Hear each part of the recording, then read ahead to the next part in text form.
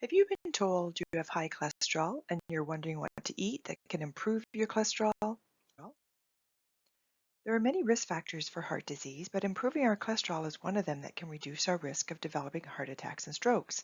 And healthy eating can make a difference here, reducing the risk by up to almost 30%.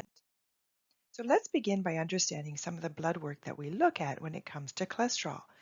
In terms of understanding your blood results, there's three key results that we look at. One is called LDL, low density lipoprotein, and this is L for lousy. This is the type of cholesterol that can build up in your arteries and lead to problems with circulation. Then there's HDL cholesterol, which is your high density lipoprotein or heart healthy cholesterol we call it. And this is the type of cholesterol that comes out of your liver, goes into the arteries and picks up some of that buildup and carries it back to your liver for processing. And then the third component that we look at in your blood test is triglycerides. These are fats that are created after a meal. So when we look at how much can what you eat make a difference to these numbers, good nutrition or heart-healthy eating can lower your LDL cholesterol up to 20 to 30%. We can raise your HDL cholesterol by almost 10%. And when it comes to triglycerides or fats that are created after a meal, heart-healthy strategies can lower those triglycerides up to 50%. And luckily, there are many healthy eating patterns to choose from when it comes to improving our heart health and improving our cholesterol. And they include Canada's Food Guide, which is based on the evidence from the Mediterranean style of eating, the vegetarian style of eating, as well as the DASH diet, known as Dietary Approaches to Stop Hypertension. But some of the key components of these heart-healthy eating patterns that seem to be particularly effective at improving our cholesterol, particularly LDL cholesterol, include fats, fiber, and fitness. So when it comes to fiber, many people are surprised to learn that fibers are very important for improving our cholesterol levels.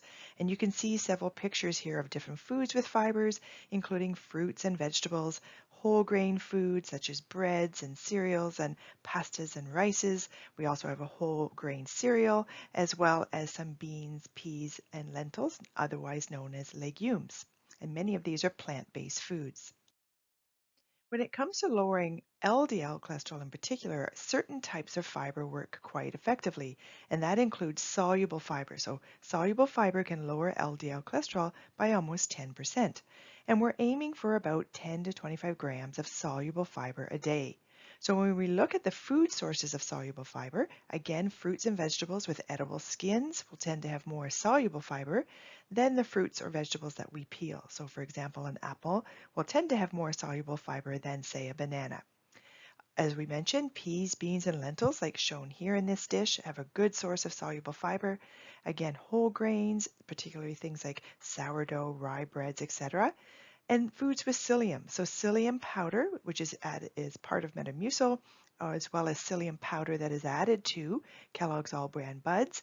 Taking 3 to 5 tablespoons of this All-Bran Buds each day, adding it to a yogurt, for example, or on another cereal, is a great way to add a soluble fiber source. And as well as oatmeal and some of the seeds and nuts that we enjoy as well, ground flaxseed and chia seeds are other ways to add to the soluble fiber sources. When it comes to reading labels and looking for fiber on a label, the first thing to do is to look at the serving size of the nutrition facts label you're looking at to determine the actual amount that they are describing. And then the next thing to do is to go down to the word fiber and look to see how many grams of fiber are in this serving. So for half a cup of this food, it contains 4 grams of fiber. Now, when it comes to the different levels of fiber, something that has 2 grams or less is considered a source of fiber. When a food has 4 grams or more, it's considered a high source of fiber. And when it has 6 grams or more, it's considered a very high source of fiber. So salads, while very nutritious and healthy and enjoyable, salads really are not a great source of fiber to help lower our cholesterol. So it's important when we're having salads, when we're trying to lower cholesterol, to add other foods to the salad. So things like perhaps it's seeds like pumpkin seeds or sunflower seeds, perhaps it's other vegetables, shredded carrot, coleslaw. Those type of vegetables have a bit more of this soluble fiber that we're looking for that can help to lower your cholesterol. Another important ingredient to add to your meals to help lower your cholesterol is heart-healthy fats. And these come in a variety of different foods. Foods such as the oils that we use, olive or canola, corn oil, sesame oil. These are all oils that have monounsaturated fatty acids, which are very effective at keeping our good cholesterol high and helping to lower our bad cholesterol or our LDL cholesterol. Adding nuts and seeds each day, things like peanut butters, almond butters, or a handful of almonds or peanuts, for example, are another really good way to get these heart-healthy fats each day, as well as adding other foods like seafood and fish, avocados, mayonnaise, for example. These are also foods that contain these heart-healthy fats. Olive oil in particular has quite a bit of literature showing benefits on heart health, as well as reducing inflammation and lowering blood pressure. So aim to add some good heart healthy fats to each of your meals if you can each day to give you that satisfaction of the wonderful flavors they provide, but also those heart healthy fats they offer. In addition to oils, another food to try to consume is fish. Fish contains a special type of fat called omega-3 fat, which is very effective at lowering blood pressure, reducing inflammation in the body, and also reducing triglycerides, which are part of our cholesterol scores. So certain fish have omega-3 fats, and the specific fats we're talking about are called EPA and DHA, epipentanoic acid and dexahexanoic acid. So adding fish like salmon or mackerel, herring, sardines, trout, for example, they are richer in these omega-3 fats than say a white fish like a tuna, for example. So adding omega-3 fats each week to 2 or 3 meals during your week is a great way to get these omega-3 fats. Of course, for people choosing plant sources, you can get omega-3 fats with ALA, which is found in omega-3 rich eggs, where they have fed flaxseed to the hens who then lay eggs that are rich in omega-3, as well as walnuts. In addition, for people who don't like fish, you might consider omega-3 supplements, and the American Heart Association recommends 1,000 milligrams a day of EPA and DHA to help optimize our heart health. So what are the foods we want to have less of? When it comes to fats, the fats we want less of are the saturated and hydrogenated fats and the foods that contain those. So foods that come out of a deep fryer, because oil is used over and over again, it begins to change at that high temperature and it becomes more hydrogenated. So deep fried foods are very hard on our cholesterol, and those are the foods we're trying to reduce how often we have them. We all have them once in a while, but we're trying to reduce the frequency of how often we're eating deep fried foods. As well, processed meats that contain a lot of sodium as well as commercial baked goods, things like donuts and desserts and cakes can come with not only a lot of added sugar, but a lot of saturated fat, which can affect our LDL cholesterol. What about meat? This is a common question we get. Meat is a very good source of protein and zinc and other vitamins and minerals, so it can be an important part of our weekly menu. But be sure to make sure when you're choosing meats that you're trimming off any visible fat that you see. You're trying to pick leaner cuts with less solid fat or lines of fat in it, which is more of this saturated fat. And of course, you're trying to cook it with a low fat cooking method. So cooking in the oven, like baking, barbecuing, for example. So you're trying to avoid deep frying or frying frequently to reduce some of that added fat. The other thing to think about when it comes to protein is try to aim for a variety of protein in your week and add plant protein as well.